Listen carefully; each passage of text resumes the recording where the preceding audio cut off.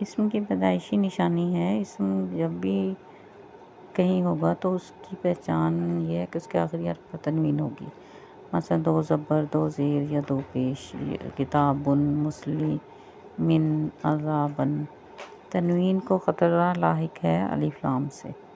جیسے ہی الف لام اسم کے شروع میں آئے گا تو تنوین ختم ہو جائے گی اور اس کے آخری حرف پر صرف ایک زبر زیر یا پیش رہ جائے گی، مثلا مسلمن سے المسلمو۔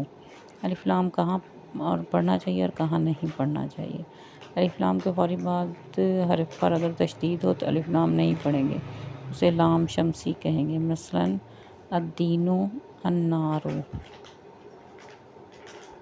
تنوین یعنی 2 پیش ہر اسم کی نشانی ہوتی ہے۔ تنوین یعنی 2 پیش پر اسم کی پیدائشی نشانی ہوتی ہے، جیسے ظالم، نوح، صادق، کافر۔